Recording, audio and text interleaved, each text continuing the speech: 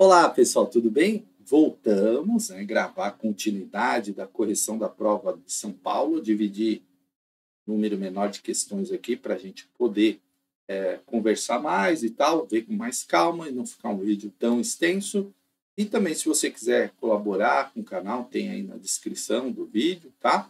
Então vamos lá para a gente analisar essas questões. Tem também o valeu aí sempre que você colabora para ajudar nosso trabalho. Às vezes eu estou demorando um pouco para gravar, porque eu estou numa transição de prefeituras, né? Estou mudando de cargo, estou indo para a supervisão, é aprovado em um concurso, então, um pouquinho de paciência comigo. 21. O documento Orientação Normativa número 1, a avaliação na educação infantil. Estamos falando de avaliação aonde? Na educação infantil, né?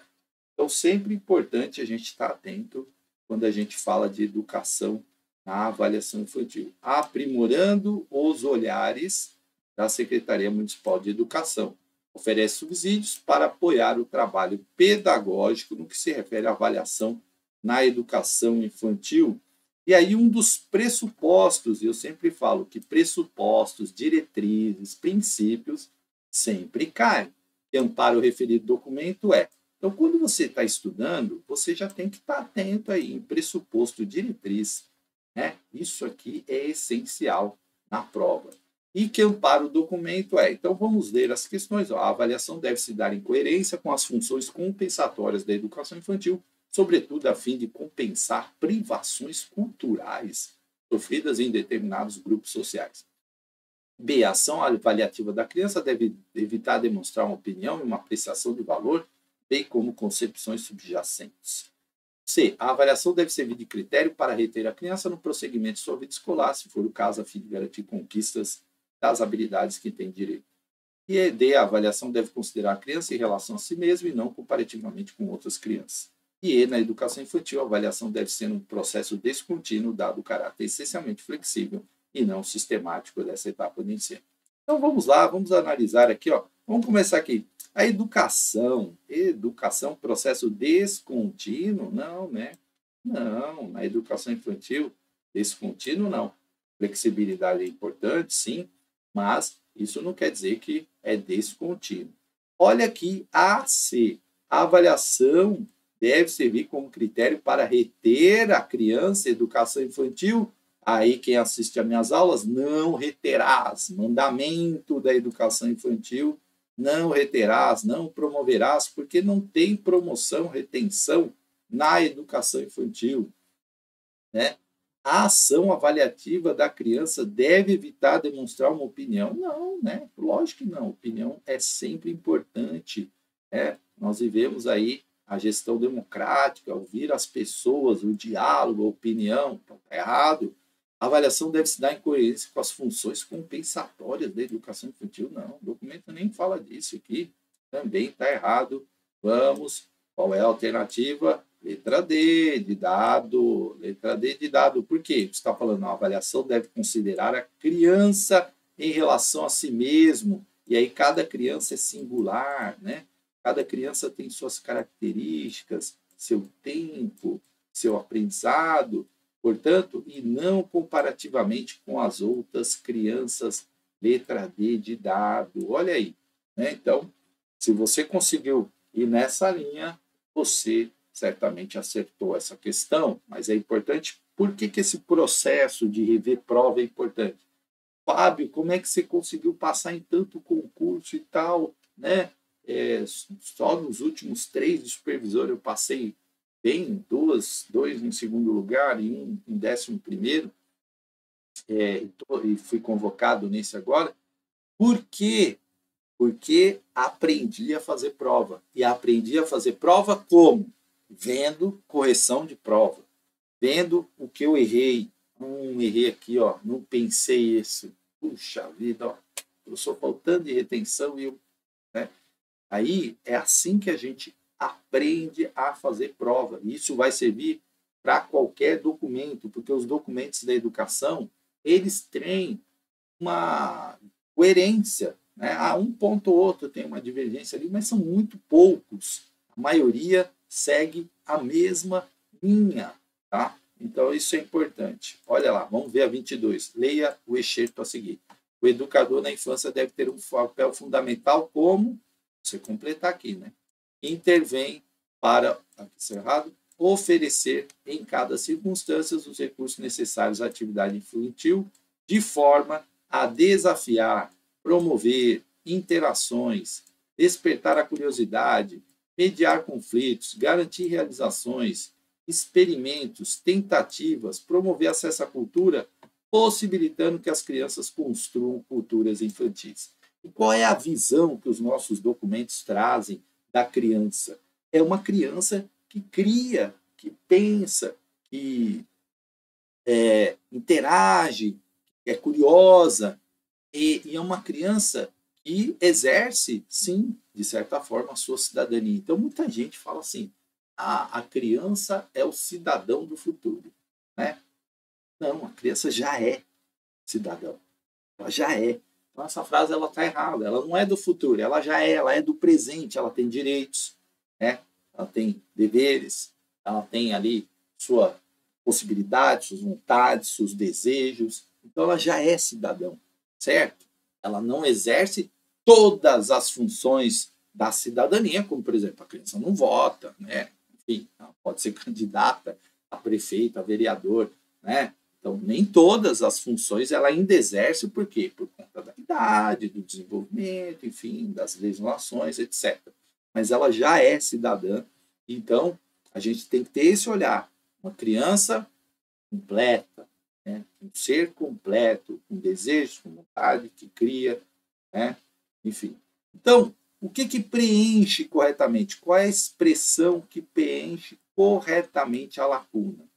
Então, o educador da infância deve ter um papel fundamental como mediador corretivo, observador instrutivo, observador participativo, mediador diretivo ou autoridade instrutiva. O que não combina com o DNA da educação que eu tanto falo para vocês. Ah, professor, o senhor está sempre falando nisso, DNA da educação, gestão democrática, né? Gestão democrática, valorizar a diversidade, valorizar a pluralidade, respeito aos direitos humanos, né? A autonomia, interação, inclusão. Então, cabe autoridade instrutiva? Não, né? Autoridade instrutiva está fora.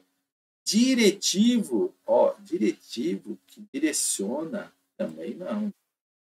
O diretivo também não está combinando. Observador instrutivo, será? Né? Corretivo, também descartamos. O que está no documento? Observador participativo. Olha, participação está no DNA da educação.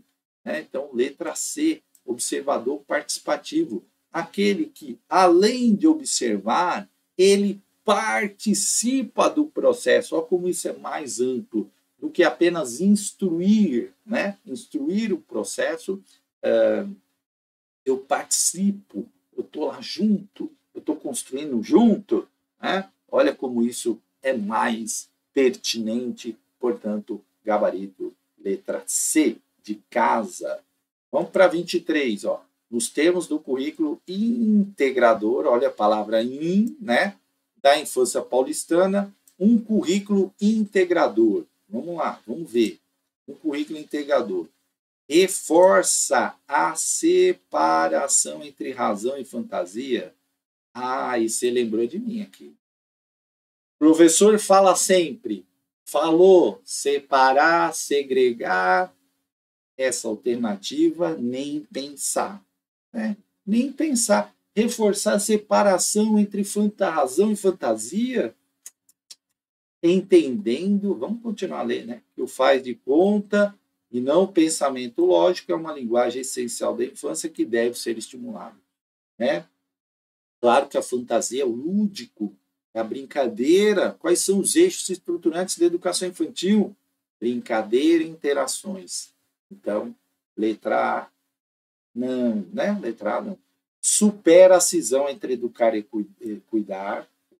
Superar a cisão é legal. Quando acolhe bebês e crianças como serem incompletos. incapaz, e dependente de cuidados e, sobretudo, higienistas. Nossa, aqui a visão da criança, aquela visão que a gente não tem que ter, que os nossos documentos não têm, que nossos autores pedagógicos não têm, que essa criança incompleta, incapaz, né, que depende de tudo. Não, aquilo que eu falei na outra questão. Criança já é um cidadão, já tem direitos, tem vontades, tem desejos, né, tem opiniões. Portanto, a letra B, higienista, né? Ah, professor, mas tem o IN, né? Mas o IN aqui no sentido negativo, incompleto, incapaz. O IN da educação é sempre no sentido positivo. Supera a cisão entre tempo presente e tempo futuro, quando considera a criança sempre de forma prospectiva entre seu eterno vir a ser. E essa aqui. E agora? Vamos lá. Supera a cisão entre SEI e EMEI, quando promove a passagem das crianças por essas etapas como uma continuidade. Isso é bacana, hein? E também eu gostei. Reforça a ruptura, ó, entre educação infantil. Ó, separou, né? Ruptura, separar a educação infantil, defendendo que as crianças sejam tratadas de acordo com cada etapa de desenvolvimento. Essa também não. Portanto, ó, nós ficaríamos entre duas, né? Mas aí o documento vai falar o seguinte: o documento está tratando dessa superar essa cisão entre a SEI e EMEI, né? Quando promove essa passagem. Portanto, o gabarito letra D de dado aqui na 23, certo? Gabarito letra D de dado, tá? A 22 eu falei C, né? Isso. A 23, letra D de dado. Tá? Por que não é? Porque no documento não está essa questão de presente, tempo futuro, né? Criança sempre de forma prospectiva, não é isso aqui. Seu eterno vir a ser. Também o documento não trata dessas questões. Mas, ó, por eliminação, a gente já ficaria ali entre duas e aqui, claro, letra D, porque está sempre falando dessa integração, das etapas, né? Os documentos de São Paulo, e não só de São Paulo, todos os documentos da educação falam da integração, da importância das passagens de uma etapa para outra, né? Da creche para a pré-escola, da pré-escola para o ensino fundamental, enfim, isso está sempre presente, portanto, letra D, ó, superar a cisão.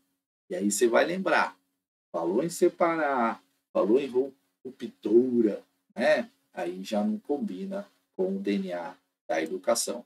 Vamos para a vamos para o número 24. Ao discutir o uso da tecnologia e da linguagem midiática na educação infantil, o documento homônimo da CNE afirma, né, que é o uso da tecnologia e linguagem midiática, afirma que a aproximação com as multimídias no contexto da educação da infância, olha aí, vamos lá, eu falo, gente, prova, a gente aprende. Muitas vezes, numa prova, a gente não consegue ler tudo. Não consegue ler tudo. Fábio, todos esses concursos que você passou, esses últimos 3 agora, supervisor de Peruíbe, segundo lugar, supervisor de Santana do Parnaíba, segundo lugar, supervisor de Uaruí, 11º lugar, primeiro lugar em professor de Sociologia em Santana. Todos esses você leu tudo? Não. Não li nada. Por quê? Você vai entendendo.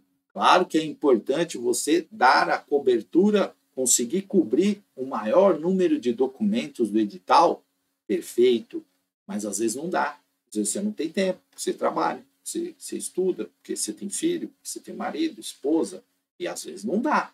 Então, você vai construindo estratégias para usar melhor o seu tempo, para que você possa acertar o maior número de questões. O seu objetivo é passar, não é passar em primeiro, segundo, não é isso.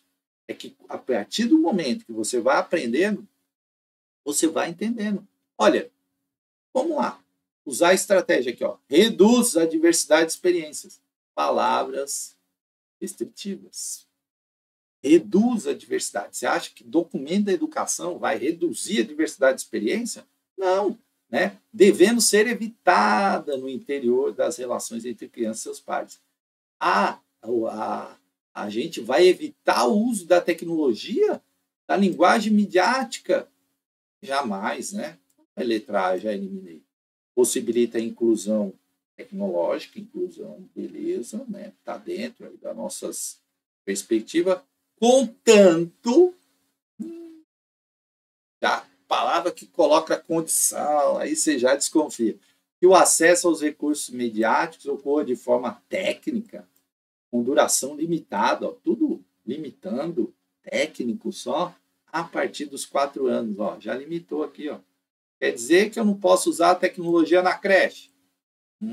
Restringiu, limitou. Questão, você já largou, já abandonou, não é essa. Né? Restringe, restringe, gente. O direito das crianças ao brincar, limitando suas possibilidades e competências relacionadas à imaginação e criação. Não. Né? Qual a palavra restringe?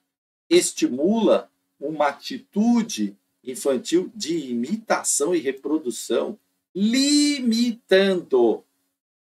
Olha como essa questão, gente, ela é aquilo que eu falo nas aulas. Reduz, limita, restringe, segrega. Você já viu. Você vai chegar na resposta E sem ter lido o documento. Por quê? Limita a participação na construção do conhecimento, na produção de cultura? Não. Agora, olha aí. Garante o direito das crianças ao acesso e uso dos diferentes recursos tecnológicos, ampliando suas possibilidades de expressão. Olha aqui. Aí, quando o Fábio fala, a educação é palavras amplas. Ampliar, educação para todos, formação plena. Com esse conceito, se eu não tivesse lido esse documento, eu responderia. É isso que eu estou falando. Fábio, você está falando para as pessoas não lerem o documento? Jamais. Se você puder ler o edital inteiro, ótimo, super, melhor. Mas, às vezes, não dá. Né? Às vezes, a vida não nos proporciona o tempo necessário. Então, se eu tenho 3 horas para estudar por dia, se eu tenho 2 horas para estudar por dia, se eu tenho 1 hora para estudar por dia, eu tenho que ser eficaz ali no meu estudo, entender, saber, para eu poder passar. Porque aí, quando você passa, você vai ter tempo para ler, né? Você vai ter, não tem tanto tempo assim, mas você vai ter para se aprofundar nos documentos. Mas a gente precisa entender. E esse é um tipo da questão. Se você entendeu isso, você não erra, tá? Precisa estar atento a isso. 25. Ó. Para avaliar a qualidade da educação infantil e da sua rede, a SME considera as 9 dimensões de qualidade, as quais se desdobram em indicadores. O processo para cada indicador possa ser avaliado envolve autoavaliação institucional e deve respeitar 2 princípios. Segundo o documento, Indicadores de Qualidade na Educação Infantil Paulistana, esses 2 princípios são o princípio, olha aí, princípios que caem. Então, quando você vai estudar, você vai direcionar teu estudo como? O princípio é importante. Ou não dá para ler todo o documento. Princípio, as diretrizes, esses eu tenho que saber, né? Porque ali eu tenho uma ideia do que fala o documento. Quais são os princípios? Direitos fundamentais das crianças e o princípio da participação. Bacana esse, né? Eu já marco ele? Não, vou ler. Autonomia da escola, princípio da gestão centralizada. Nós estamos falando de democracia, gestão descentralizada, não centralizada. Né? Portanto, palavra que não combina com o DNA da educação. Autonomia docente, normalmente a gente fala de autonomia da criança, né? Docente. E princípio da livre expressão infantil? Não é. Flexibilização curricular e princípio da territorialidade, o documento não fala disso. Né? Autodeclaração e princípio da confidencialidade também não. Portanto, é realmente a letra A, né? Direitos fundamentais da criança e o princípio da participação, que está ligado à gestão democrática, essa visão que eu falei da criança, né? Criança como ser já com direitos e tal. Ó, letra A. Né? Esse aqui precisava saber os princípios ali, obviamente, do documento. Por isso que eu falo, às vezes você não tem o tempo todo para estudar, mas princípios, diretrizes, né? Essas são importantíssimas, porque é o que costuma cair na prova. 26. Um professor de educação infantil preocupou-se ao observar que recentemente as crianças da sua turma incorporam gestos de luta em seu repertório de brincadeiras, né? Isso acontece muito. Por participar do grupo responsável de sua escola pela organização da autoavaliação prevista no documento Indicadores de Qualidade da Educação Infantil Paulistana, ele fez uma leitura minuciosa de todo o material. Na leitura sobre a dimensão de qualidade relacionada à multiplicidade de experiências linguagens em contextos lúdicos para a infância, esse professor deparou-se com a compreensão de que as brincadeiras de luta, então vamos ver, né? Distingue-se de esportes, malabarismo, mímicas e outros por não promover a potência do corpo infantil para se expressar, criar, investigar e aprender. B. São práticas que fazem parte do cotidiano das crianças em tempo e espaço de convívio coletivo e de reconhecimento de si e do outro. C. Impede a criação de laços de interação com o mundo, sendo uma forma distorcida de experimentar a representação da realidade. D. Favorece a expressão de rituais presentes no imaginário coletivo de um povo, resgatando uma violência ancestral que refreia a livre expressão corporal infantil. E não constitui repertório lúdico espontâneo de crianças quando brincam, representando acesso a cenas ou comportamentos que estimulam a agressividade. Esse é um tipo de questão que, claro, se você não tivesse lido o documento, talvez você teria muitas dúvidas, né? É porque é uma situação que é colocada aqui e faz ali uma menção direta ao documento sobre brincadeiras de luta, né? Essas brincadeiras de luta. A banca sabe isso aqui, se o candidato não deu, ele vai ter dúvida. Então, é o tipo de coisa que quando você está estudando, você já fala, isso aqui, né? E brincadeira de luta, deixa eu ver isso aqui, como é que esse documento entende isso, é legal, não é, isso é tal. Então, o que o documento vai falar? Que as brincadeiras de luta, né, e quem foi criança sabe disso, elas são práticas, que fazem parte do cotidiano das crianças em tempos e espaços de convívio coletivo e de reconhecimento de si e do outro. É claro que a gente tem cuidado, né? Mas faz parte a brincadeira de luta. Então, não é que ela se distingue de esportes malabarismo, não é que ela impede a criação de laços de interação, não é que ela favorece a expressão de rituais do coletivo, né? Uma violência ancestral, isso não tem nada a ver. E não constitui repertório lúdico, elas constituem, sim, o repertório lúdico, né? Então, letra B de bola, tá? Letra B de bola. Essa é uma questão um pouquinho mais difícil, né? Aí cai, assim, questões que, essa aqui se eu não li e tal, né? É aquilo que eu falo, é o balanço, né, que você tem que ter dos seus estudos para poder ter sucesso. 27. A 27 é uma questão um pouquinho mais objetiva. Ela diz assim, em consonância com as diretrizes curriculares nacionais para a educação infantil, a DCNEI, o currículo da cidade de educação infantil da SME afirma que a educação infantil exerce uma tripla função na sociedade brasileira. Uma dessas funções é de promover a igualdade de oportunidades educacionais entre crianças de diferentes classes sociais, no que se refere a acesso a bens culturais e as possibilidades de vivências da infância. Essa função é denominada o quê? Cultural, política, equitativa, social e pedagógica. Essa questão é uma questão um pouquinho também complicada, apesar de ser uma questão mais objetiva, né? Ela perguntou aí uma coisa e a banca ela sabe que a gente o que infelizmente acontece na sociedade de hoje, gente, é que a gente tem muita distorção de conceito, né?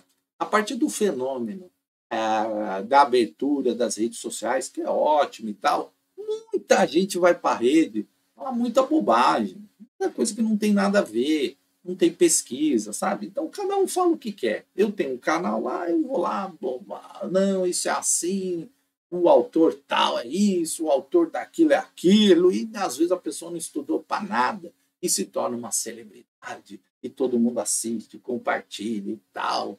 E aí as pessoas começam a distorcer os conceitos, e aí atrapalha a gente. na hora de fazer prova. Porque às vezes as pessoas vão captando ali, vê um TikTok ali, um YouTube ali, um cara ali, um Facebook ali. Né? Então, quando a gente está falando de promover a igualdade de oportunidades educacionais entre as crianças de diferentes classes sociais, a gente não está falando aqui só do aspecto pedagógico, né? Porque a gente está falando aqui de acesso a bens culturais, possibilidade de vivências das infâncias. Então, a gente não está falando aqui também só do aspecto cultural, nem social, né? Aí você podia falar, isso aqui está falando de equidade e tal, você podia até ter essa dúvida, mas nós temos uma palavra aí que é mais ampla que isso, que é a política. E aí, quando eu falo que distorce, é porque as pessoas já começam a pensar em política como se política fosse uma coisa só política partidária, a briga da esquerda com a direita, né, do Lula com o Bolsonaro, do Bolsonaro com o Lula. Né? Então, as pessoas elas focam, às vezes, nessa questão política partidária.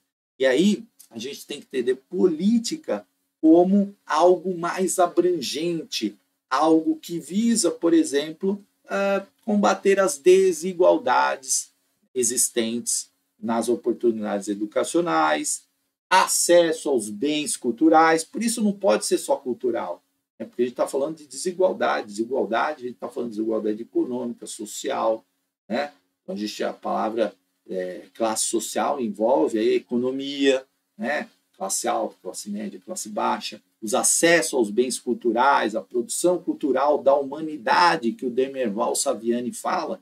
Né? Então, às vezes a pessoa pensa assim, não, a criança lá só ouve isso, porque na comunidade dela só tem isso. Então, vamos oferecer outras formas de expressão cultural, de leitura, de música. Porque essa música é ruim. Não, é a música que é daquela comunidade. Né? Mas nós podemos ofertar outras produções mundiais, não só a cultura de massa, não só o batidão e tal. Mas isso faz parte? Também faz parte. Eu tenho que olhar com discriminação, com preconceito? Não, eu tenho que incluir, enriquecer essas possibilidades, ampliar, que são palavras da educação, as vivências da infância. Né? Então, quando a gente vê isso, quando você vai, por exemplo, lá em Heliópolis, ver um projeto social onde as crianças aprendem música, dança, elas estão ampliando o repertório dela. Não que ela impeça de ela ouvir o funk da comunidade, não, de forma alguma. Mas ela vai ampliar, ela vai ouvir música clássica, ela pode fazer até correlações entre a música da comunidade e as músicas, né? Quantos autores, quantos músicos fazem aí essa mistura, né, do local com e saem produções maravilhosas, até reconhecidas mundialmente. Então, quando a gente pensa política, pensa amplo, né? Não pensa ali restrito, essas brigas políticas e tal. Né? Às vezes eu faço um comentário aqui e as pessoas só faltam, por que você está falando disso? Não, eu estou falando disso porque isso ajuda você a passar no concurso público, tá? Senão, não falaria. Conforme o currículo da cidade, educação infantil da SME, é correto afirmar que assumir a gestão democrática do processo pedagógico implica compor uma gramática pedagógica do currículo, gestão democrática, DNA da educação, né? E aí, vamos lá, tá? E se encerra no campo dos preceitos filosóficos e teóricos, encerra. Encerrar é limitar, né? Encerra ali, só até ali, limitou, né? Só até os preceitos filosóficos e teóricos, com uma didática estável e não se modifique ao longo do processo. Gente, a educação é dinâmica. Né? Nós trabalhamos com seres humanos, seres que estão em constante transformação. Então, a gente não se modifica ao longo do processo, negativo, né? E reduz o lugar dos professores. Reduziu, limitou, alternativa, você descartou. Né? Olha aí, nada disso no planejamento e na proposta curricular. E se afaste de qualquer ideologia educacional. Olha aí a gente lembra que aquilo que eu falei, a educação não é neutra. Toda decisão é uma decisão política, né? Quando Paulo Freire fala, não existe educação. Aí o cara fala assim, não, aí eu tá assistindo muita gente fala assim, não, a educação tem que ser neutra. Gente, não tem neutralidade. É a própria você dizer que a educação é neutra, e eu tenho visto algumas pessoas ligadas ao espectro de pensamento da direita falando isso. Ah, isso caiu. E elas estão querendo o quê? O pensamento da direita, assim como a esquerda quer o pensamento da esquerda. E assim é importante, é o debate, é a democracia. Mas não adianta você falar que é neutro. Não é neutro. Entendeu? Então, toda decisão política, o documento da Prefeitura de São Paulo, ele tem ali um viés, ele tem um objetivo, ele fala de combater a desigualdade, fala de gestão democrática, fala de inclusão, fala de diversidade. Isso é um posicionamento ideológico. Não existe neutralidade. Tá? Aí, cuja concretizações e evolução são garantidos pelas práticas. Portanto, gabarito, letra E. Né? A prática da gestão democrática, do processo pedagógico, ela precisa ser efetivada para que ela aconteça. Certo? A prática. Não adianta você falar de gestão democrática e não ter uma prática democrática. Né? Senão, é uma democracia de fachada. Né? Portanto, gabarito letra E, certo? 29. Opa, agora essa aqui é grande, hein? Ah, essa aqui eu tive uma aula. Deixa eu diminuir aqui minha cara, senão eu fiz uma aula sobre isso para um curso. Olha só, vou colocar aqui a canetinha laser. Quando eu era criança, não gostava de ser índio. Sentia vergonha de sê-lo quando alguém dizia que o índio era preguiçoso, selvagem, sujo, covarde, canibal. Mesmo sem entender a metade dessas palavras, meu espírito ficava chocado com a violência que representava. Somado a tudo isso, vinha o fato de que o índio era pouco desejado pelo sistema político que sempre dizia: índio bom é índio morto. Ah, você já ouviu essa frase em algum lugar? Tanto gente no YouTube falando, né? Bandido bom é bandido morto. Só que quando a pessoa fala isso, ela não está falando bandido, qualquer bandido. Ela está falando do bandido excluído, né? O bandido excluído, o negro, o pobre, o coisa. Porque se há um empresário, e eu já vi a gente fazer isso, né? Se há um empresário que fez uma falcatrua lá, desviou dinheiro, fala, nossa, tá vendo? É tão difícil empreender nesse país. Se é o cara que está desmatando, o cara que está ali garimpando, derrubando floresta, olha lá, o cara só quer trabalhar, né? Ele é bandido também, ele não está cumprindo a lei, né?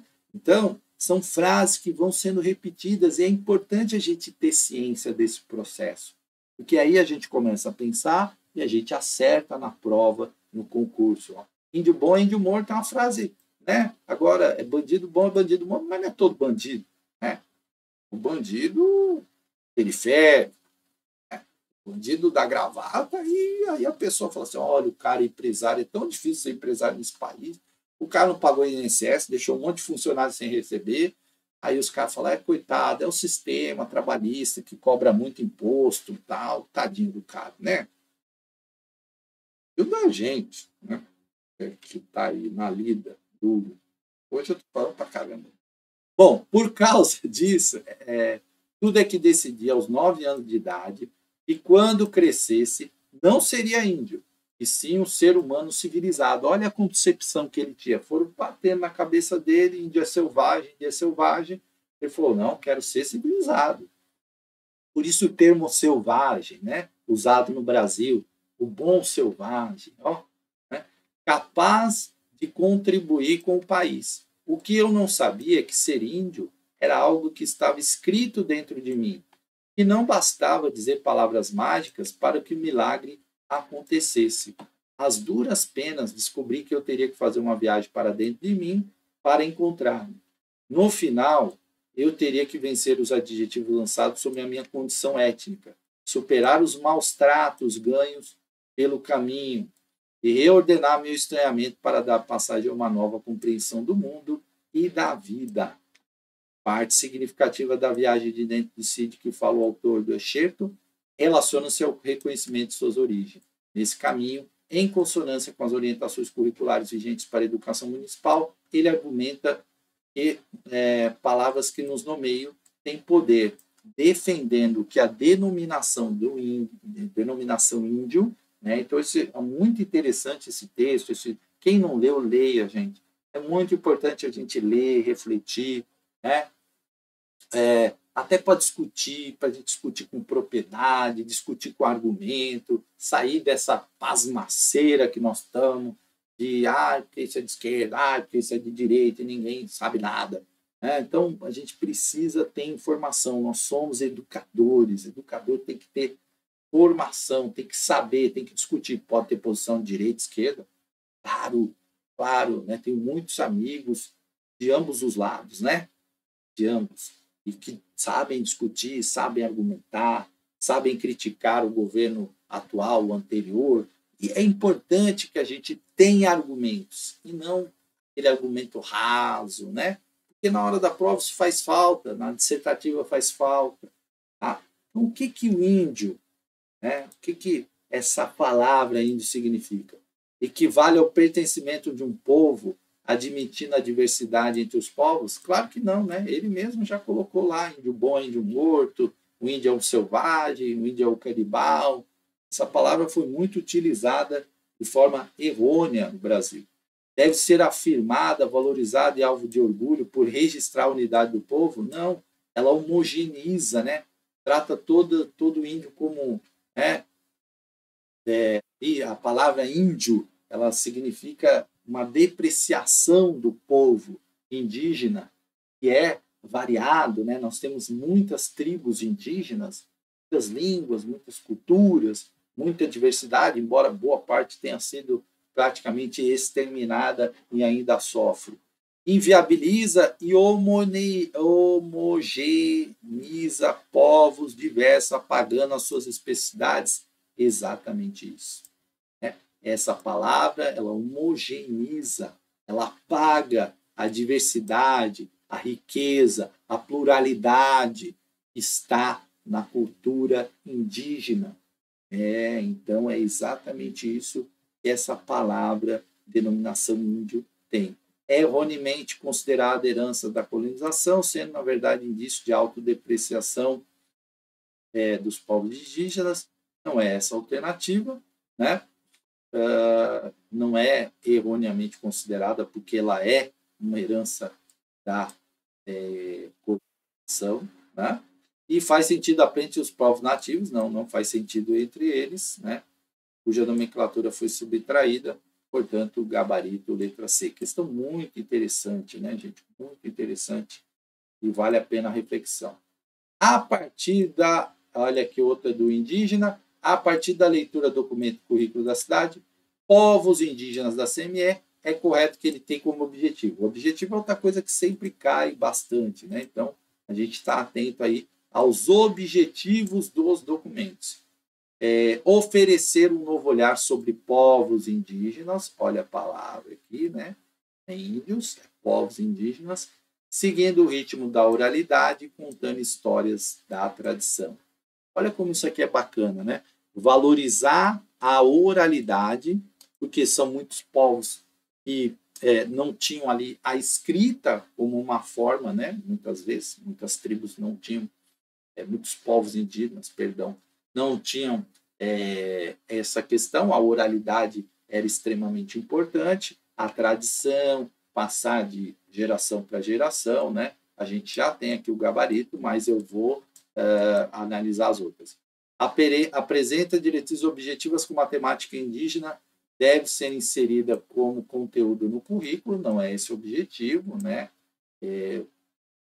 Compartilhar práticas pedagógicas de abordagem transversal na rede municipal também, né? Não está lá como objetivo. Instrumentalizar não é uma palavra bacana. As equipes para uma adequada divulgação das culturas indígenas nas datas comemorativas, ó, que restringiu, né? Apenas a datas comemorativas, não é isso, né? Aquele famoso Dia do Índio que a gente botava lá, pintava, né? E dialogar com as escolas municipais sediadas nas regiões com maior incidência também é a letra A, né? Oferecer um novo olhar, até porque é a mais ampla aí, mais característica, esse também tinha que ter a leitura do documento. Certo, gente? Olha, aí acabamos essa parte. Depois eu volto, né? Hoje eu estou mais falando, né? Mas é importante, gente. Às vezes as pessoas reclamam e tal, mas é importante a gente também aproveitar, porque às vezes tem provas dissertativas, e você precisa ter esse conhecimento. O meu alerta aqui é sempre no sentido da gente, esse lugar de fala que eu estou tendo aqui, né, de professor, é no sentido da gente perceber algumas coisas, como a sociedade funciona, e isso tem um impacto ali na hora da gente responder prova, né? Eu vejo muita gente defendendo coisas, às vezes, que mexe comigo, né? E hoje eu estou particularmente com isso, porque eu vejo gente defendendo, tem que isentar imposto para isso, para empresário tal, para líder tal, para isso, para aquilo. E ninguém fala em isentar imposto para professor. Acabei de fazer um tema sobre apagão de professores, falta de professores para o futuro, né? Já tem no presente, mas para o futuro a situação vai ser muito mais grave. As faculdades, as pessoas não querem mais fazer, porque é preciso pensar nisso, né?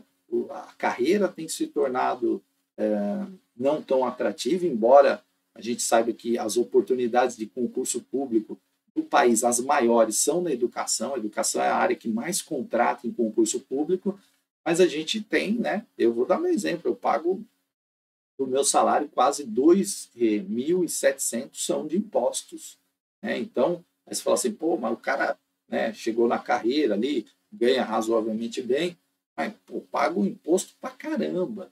Eu não vejo ninguém neste país pensar nesta questão dos profissionais da educação. Nós teremos problemas no futuro. É preciso dizer isso. Eu usei esse espacinho para dizer isso. A gente precisa despertar e falar, gente, no futuro nós não teremos professores suficientes. A população continua crescendo num ritmo menor, obviamente, mas os profissionais, você pega o ensino médio, pergunta na sala de aula, quantos querem ser professor? Não vai chegar a 10%. Não vai chegar a 10%. Então, é muito preocupante isso. Eu vou começar a falar muito disso nas redes sociais, tá bom? Grande abraço, até a próxima.